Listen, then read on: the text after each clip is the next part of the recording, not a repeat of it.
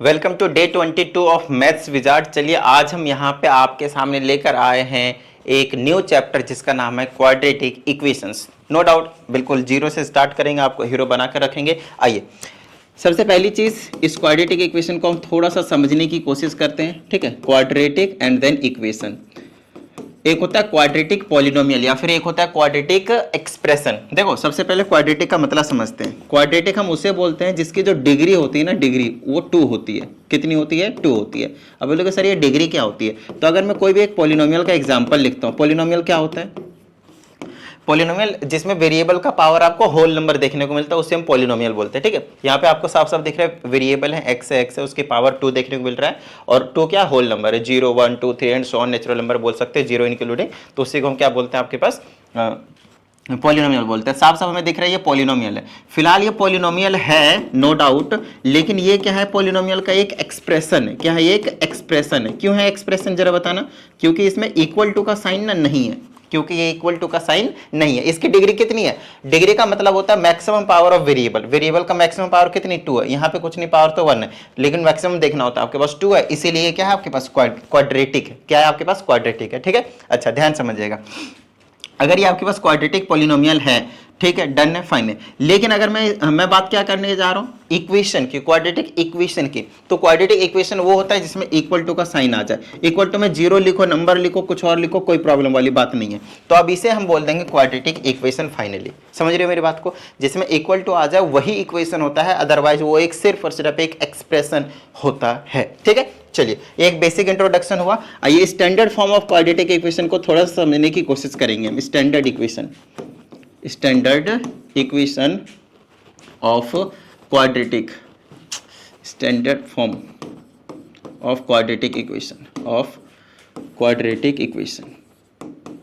ठीक है, चलो भाई शॉर्ट में इक्वेशन लिख दिया। अगर मैं इसका जो स्टैंडर्ड फॉर्म होता है ना वो होता है ए एक्स की square plus B x plus c और इक्वल टू 0। तो नो डाउट आप लगाओगे।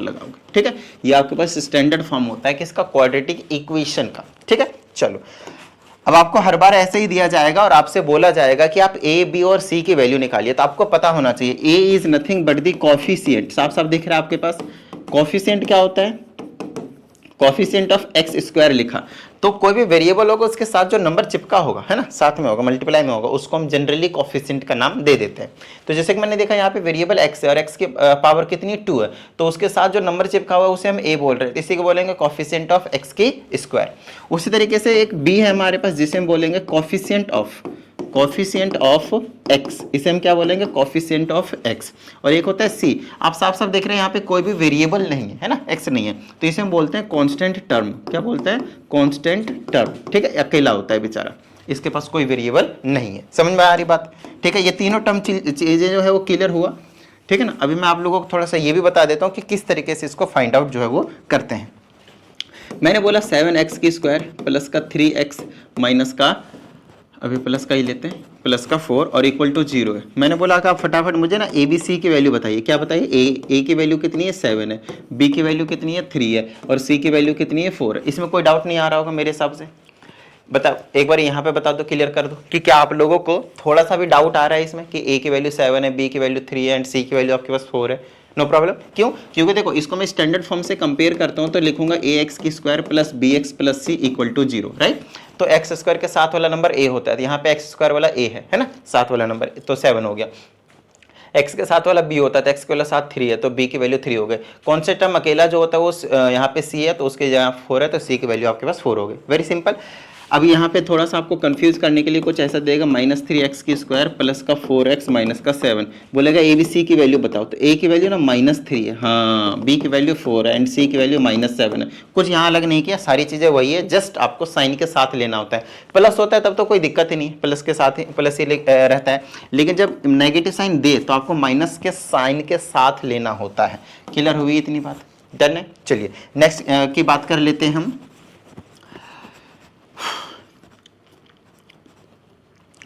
मैंने बोला इसमें ना एक कंडीशन होती है, ध्यान रखिएगा, यहाँ पे मैंने बताया नहीं, यहाँ पे कंडीशन होती है कि क्वाड्रेटिक इक्वेशन तभी कहलाएगा जब a की जो वैल्यू है वो जीरो नहीं होगी। समझाता हूँ कैसे।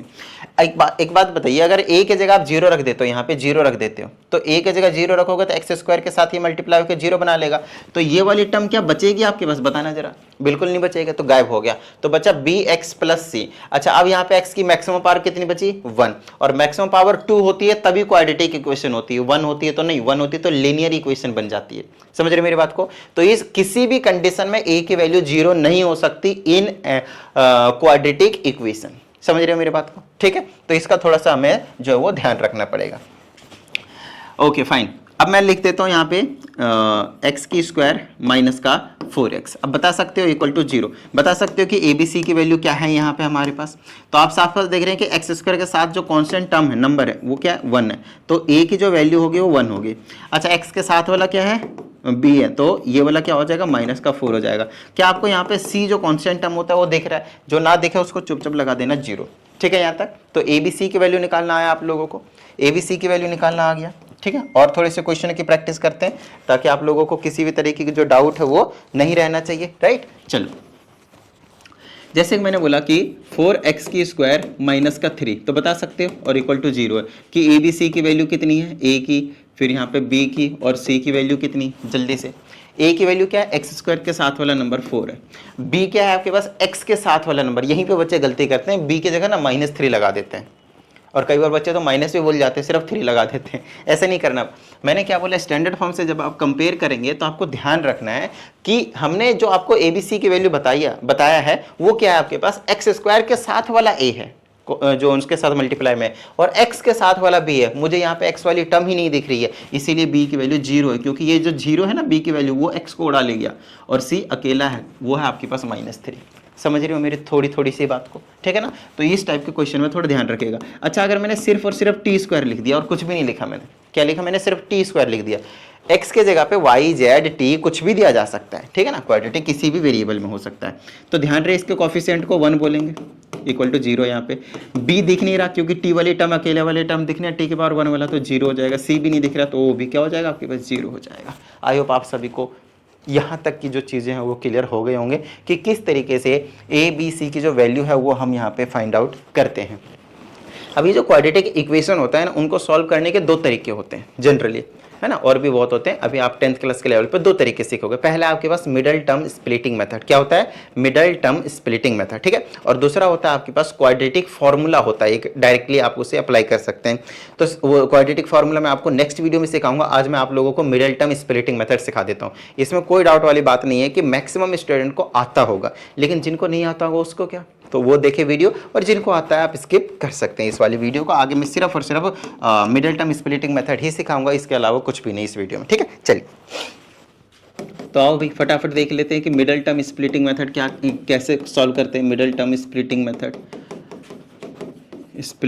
मेथड, ठीक है ना। एक चीज का ध्यान रखना है, इस चैप्टर से, क्वाड्रेटिक इक्वेशन वाले चैप्टर से क्वाड्रेटिक फार्मूला ही लगाना होता है, मिडल टर्म से आप सॉल्व नहीं कर पाते हो। लेकिन ये ऐसी चीज़ है ना कि आपको आनी चाहिए। मैक्सिमम जो चैप्टर्स होते हैं उनमें ये यूज हो जाता है, बहुत ज़्यादा इंपॉर्टेंट कॉन्सेप्ट है।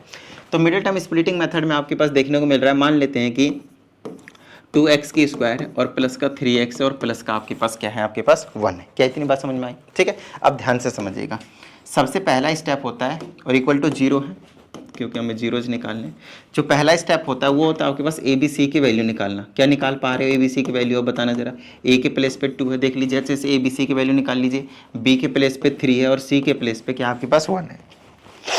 इतनी बात समझ में आई, ठीक है। चलो, अब क्या करना है आपके पास, दूसरा स्टेप होता है ए और सी को मल्टीप्लाई करना। जो सेकंड स्टेप होता है वो होता है ए और सी को मल्टीप्लाई करना, मतलब 2 × 1 कितना आ जाएगा 2। और तीसरा स्टेप होता है ये जो 2 आपके पास नंबर आया है इसको 2 नंबर में डिवाइड करना है। कितने नंबर में, 2 नंबर में। तो जिनको मल्टीप्लाई करके अगेन यही नंबर आना चाहिए, ध्यान समझे। तो एक 1 ले लो और एक 2 ले लो, इसके अलावा और क्या ही ले सकते हो, और कोई नंबर नहीं जिनको मल्टीप्लाई करके 2 आए, राइट।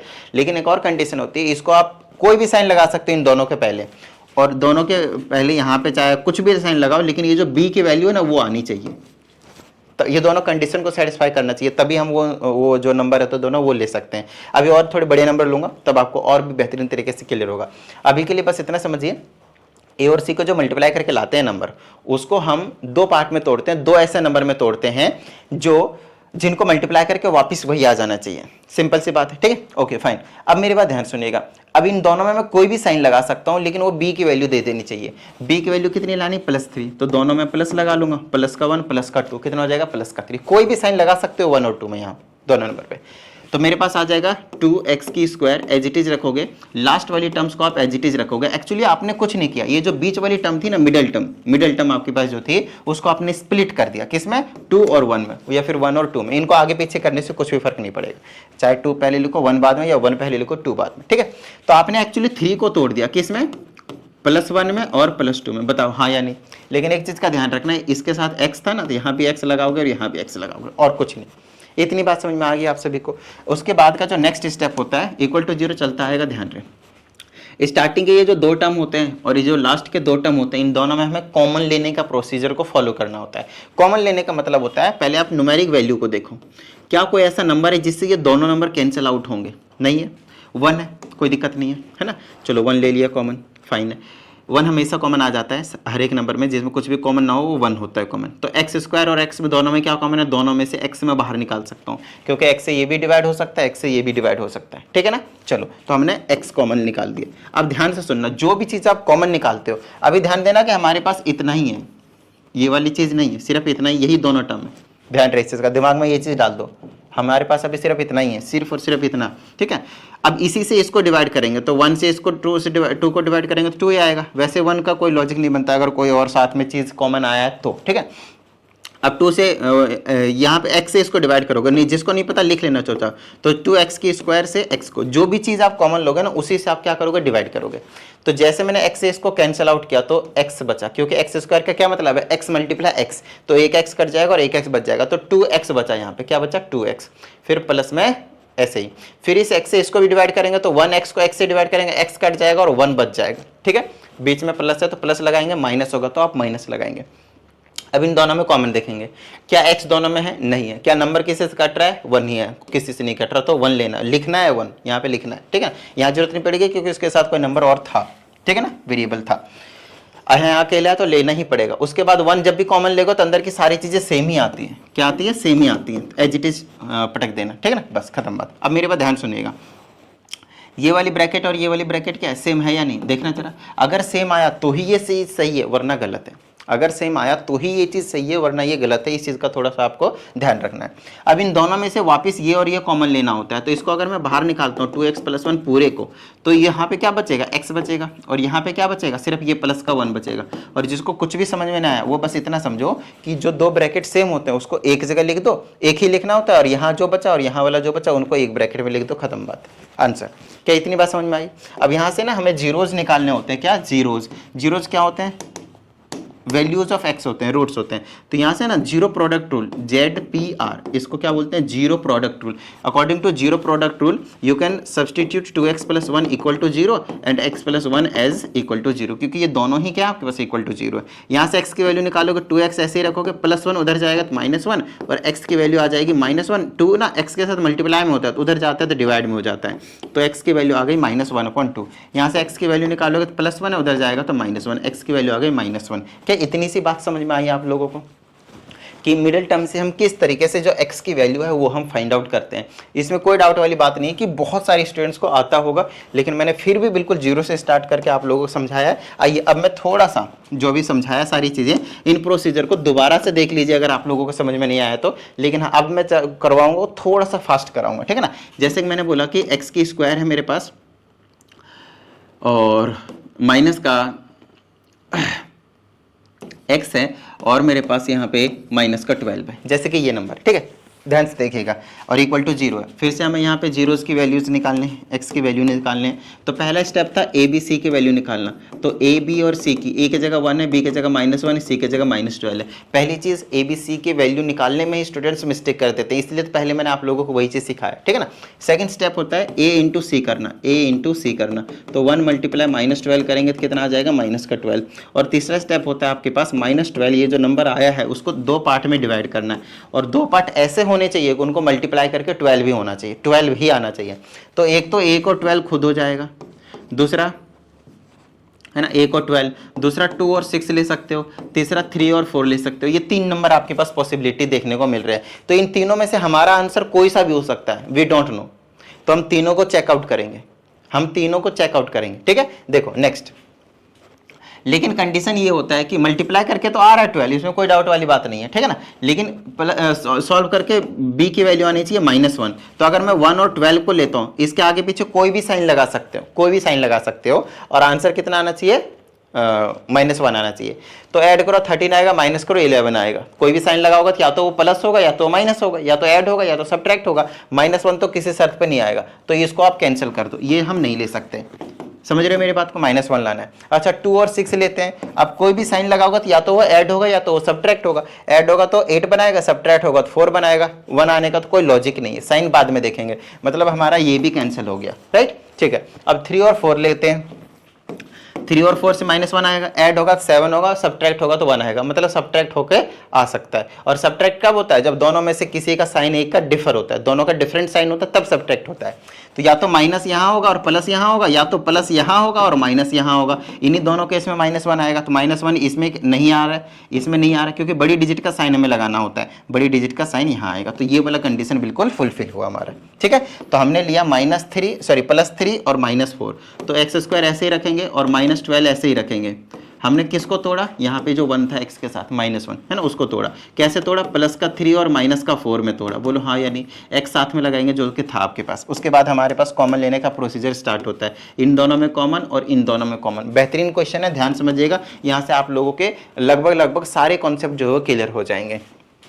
तो जैसे मैंने यहाँ से x कॉमन लिया, ब्रैकेट शुरू, यहाँ पे x बचेगा, +3 बचेगा। बोलोगे सर ये कैसे आया। देखो मैंने देखा दोनों में नंबर, यहाँ 1 था यहाँ 3 था, किसी से नहीं कटेगा, 1 कटेगा, है ना। अच्छा x दोनों में था, x बाहर निकाला, x से इसको डिवाइड करेंगे तो 1x बचेगा, x से इसको डिवाइड करेंगे कट जाएगा, सिर्फ 3 बचेगा। उसके बाद का काम यहाँ पे आ जाओ, इन दोनों में कॉमन लेना है। पहले न्यूमेरिक वैल्यूज में देखो कुछ कॉमन दिख रहा है, हाँ 4 से दोनों नंबर कटेंगे। अच्छा बड़े से बड़ा नंबर देखना, जैसे ये 2 से भी कट रहे हैं, 2 से भी कट रहे हैं, 2 कॉमन नहीं लेंगे, क्या लेंगे, मैक्सिमम वाला नंबर, है ना, HCF बेसिकली। तो 4 से डिवाइड करेंगे, और यहाँ माइनस होगा तो माइनस रखेंगे, ध्यान रखें माइनस रखेंगे। अच्छा x दोनों में है नहीं, तो वो कॉमन नहीं आ सकता, तो -4 ही आपके पास कॉमन आएगा और कुछ भी कॉमन नहीं आएगा। तो -4 कॉमन लिया। ध्यान रहे एक चीज का, बेस्ट चीज बता रहा हूँ, सबसे ज्यादा इंपॉर्टेंट चीज बता रहा हूँ, जहां पे स्टूडेंट्स मिस्टेक करते हैं। जैसे यहाँ पे माइनस आ जाए ना, तो ध्यान रखना कि अंदर के दोनों का टर्म का ना साइन ना चेंज होने वाला है, क्योंकि जैसे आप माइनस का साइन निकालते हो ना, तो अंदर के दोनों का साइन क्या हो जाता है, चेंज हो जाता है by multiplying the negative sign. Okay, तो 4 से इसको डिवाइड करो, क्या बचेगा, सिर्फ x। लेकिन ये माइनस का था तो प्लस का लिखेंगे। 4 से इसको डिवाइड करो, कितना आएगा, 3। लेकिन ये माइनस का था तो प्लस का लिखेंगे। क्या बताया मैंने, अंदर दोनों का साइन चेंज कर देना, ठीक है। अब देखोगे ये वाली ब्रैकेट और ये वाली ब्रैकेट, थोड़ा सा दिमाग लगा लोगे यहाँ से भी क्या आने वाला है। तो x + 3 एक ब्रैकेट हो जाएगा, दोनों सेम, और यहाँ वाले को एक जगह लिख दो, x - 4, और इक्वल टू आपके पास 0 चलता हुआ आ ही रहा है। तो x + 3 = 0 हो गया और x - 4 = 0 हो गया, जीरो प्रोडक्ट रूल के अकॉर्डिंग। दोनों को इक्वल कर देंगे, तो यहाँ से x की वैल्यू -3 हो गई और यहाँ से x की वैल्यू आपके पास 4 आ गई। क्या आप लोगों को मिडिल टर्म स्प्लिटिंग मेथड समझ में आया। सिर्फ और सिर्फ मैंने आप लोगों को 2 क्वेश्चन करवाए यहाँ पे, right, middle term splitting method के। अगर डाउट आता है तो इसमें कोई डाउट वाली बात नहीं है, बता दीजिएगा इस वाले नंबर पे। और इसका जो PDF है वो मैं आप लोगों को शेयर कर दूंगा टेलीग्राम ग्रुप पे, ठीक है ना। तो टेलीग्राम ग्रुप को ज्वाइन कर लीजिए, जो लिंक है आपके पास वो डिस्क्रिप्शन में, ठीक है। अच्छा किसी भी स्टूडेंट को पर्सनल ऑनलाइन क्लास की रिक्वायरमेंट होती हो, अगर 1-on-1 क्लास, ठीक है ना, तो उसके लिए भी आप इसी नंबर पे इंक्वायरी कर सकते हैं, ठीक है। अच्छा अब होमवर्क तो ले लो भाई, बिना जो होमवर्क के कहाँ जाओगे। पहला आपके पास x² - 3x और +2, ठीक है। दूसरा आपके पास x² + 7x + 10। तीसरा है आपके पास 5x² - 10x और +5। ये 3 को सॉल्व करने आपको, और x की जो वैल्यू है वो निकालने। चलो एक और दे देता हूँ, 4t² - 4t + 1, ठीक है, हाँ सही, चलो, और = 0। इन सभी में से आपके पास x और इसमें से t की जो वैल्यू है वो आपको निकालना है। आप कमेंट करके आंसर बता सकते हैं, नहीं तो आप शेयर कर सकते हैं व्हाट्सएप पे, मैं चेक कर दूंगा कि आप लोगों ने सही से सॉल्व किया है या फिर नहीं किया है। अगर आप चाहते हैं कि पूरे 80 आउट ऑफ 80 आप लोगों के मार्क्स आएँ, तो कंसिस्टेंसी डेली का बना लीजिएगा, ठीक है ना। मान लेते हैं कि कुछ स्टूडेंट्स नहीं जुड़े होंगे तो स्टार्टिंग से शुरू कीजिएगा, बिल्कुल डे 1 से, डे 1, डे 2, डे 3। एक दिन में आप आराम से 4 से 5 दिन का कंटेंट कंज्यूम कर सकते हैं, क्योंकि 4 से 5 दिन का मिलाकर मेरा पूरा कंटेंट आपके पास लगभग 1 से 1.5 घंटे का बनेगा। तो आप एक दिन में 5 दिन का आराम से कंटेंट कंज्यूम कर सकते हो, आराम से कर सकते हो, और इजी चीज़ें रहती हैं तो मज़ा आ जाएगा करने के बाद, ठीक है। तो अगर मान लेते हैं कि आज मैं डे 22 पे बैठा हूँ, है ना, डे 22 का कंटेंट करा रहा हूँ और पिछले 21 दिन का छुट्टा है, तो पहले तो आप 5 दिन में, 4 से 5 दिन में इनको कंप्लीट करोगे तो 4-5 दिन में आगे और बढ़ गया होगा, तो एक दिन और एक्स्ट्रा लगा लीजिए, उसके बाद आप नॉर्मल आ जाइएगा, फिर डेली कंटिन्यू कीजिएगा। इसको थोड़ा सा इसी तरीके से आप लोगों को जो है वो लेकर जाना पड़ेगा। चलिए, उम्मीद करते हैं आप सभी को सभी चीज़ें आज के सेशन का समझ में आ गया होगा। मिलते हैं कल के सेशन में, प्रैक्टिस करते रहिएगा। जय हिंद।